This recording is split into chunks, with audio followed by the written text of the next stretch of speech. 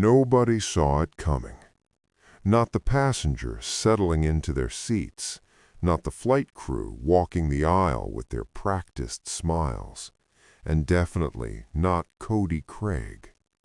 Cody had done everything right. He had the tickets, he had the seat assignment, he had his 6-year-old son, Sinan, holding his hand as they stepped onto the plane. First class, row 2, seats A and B. Cody had spent 2 years quietly saving airline miles to afford those seats. He wasn't trying to impress anyone.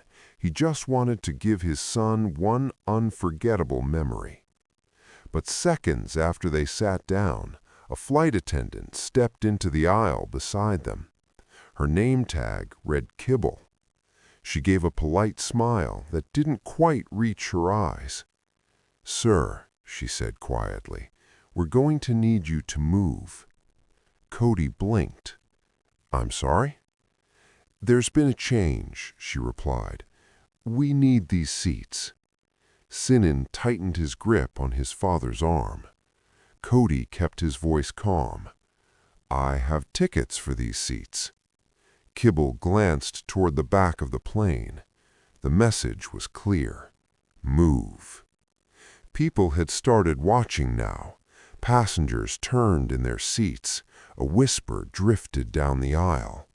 Cody felt the familiar burn of quiet humiliation, the kind that happens in public while everyone pretends not to see it.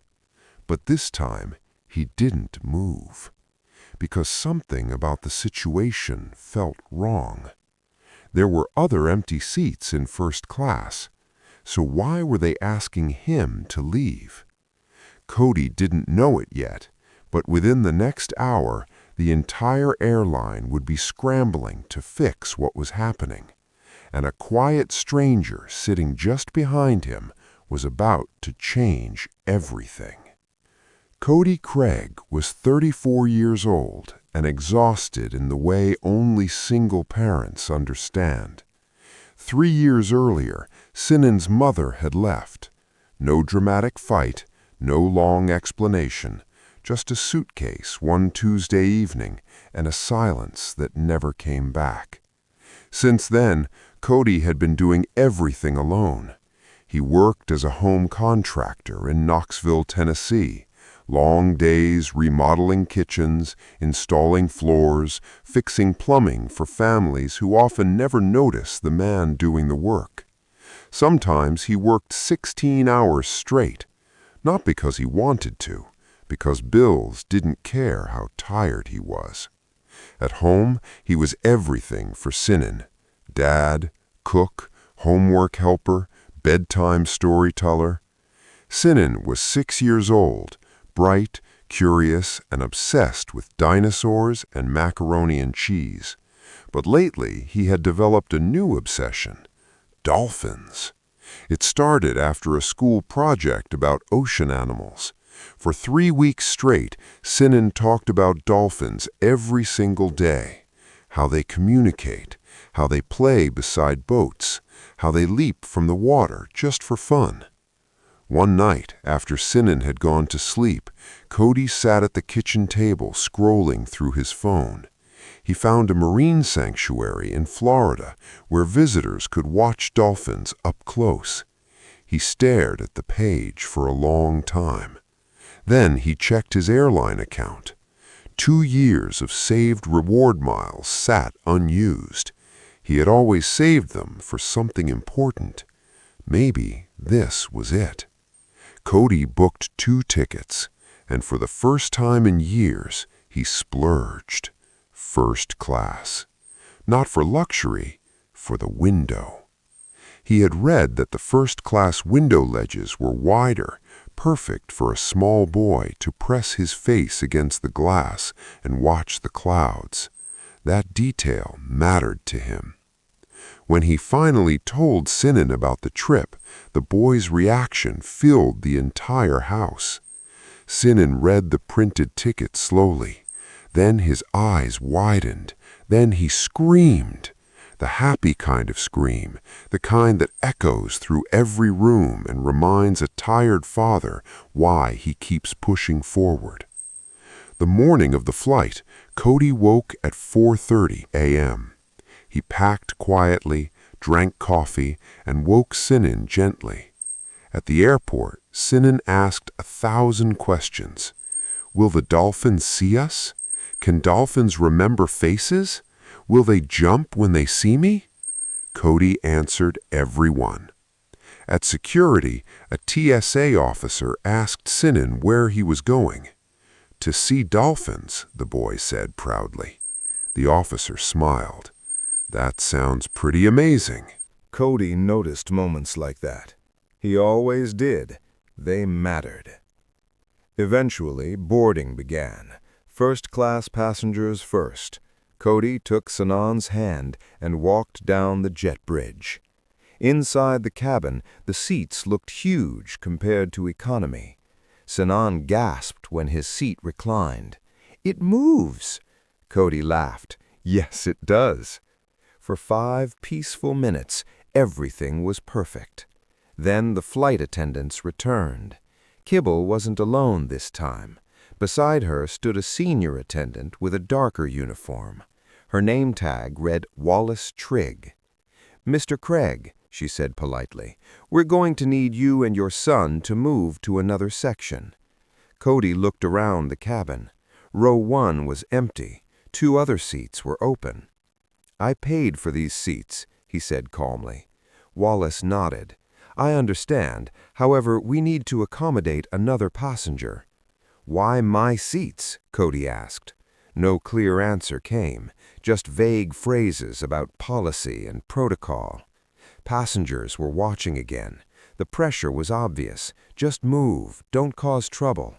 But Cody kept noticing the same thing, empty seats in first class. So why were they asking him? "I'd like to see the policy you're referring to," Cody said. Wallace stiffened. "Sir, that's not necessary. It is if you're asking me to give up seats I paid for." The cabin grew quiet. Sinan pressed his small hand into his father's arm. He didn't understand the situation, but he understood tension. Soon a gate representative arrived. His name was Brandon. He spoke calmly at first, repeating the same explanation. Then his tone hardened. "If you refuse to cooperate," he said quietly, "we may have to remove you from the flight." Sinan squeezed tighter. Cody looked down at his son. Then he pulled out his phone. "Then I'm documenting this conversation," he said. He started recording. The atmosphere changed instantly. Brandon's confidence faded. And then a voice came from behind them. "Excuse me." Everyone turned. A tall man in a gray suit stood from row 3.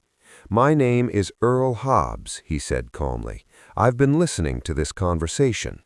He looked at Brandon. "This man purchased these seats," Earl continued. "He has asked reasonable questions, and there are empty seats available in this cabin." Brandon said nothing. Earl's voice remained steady.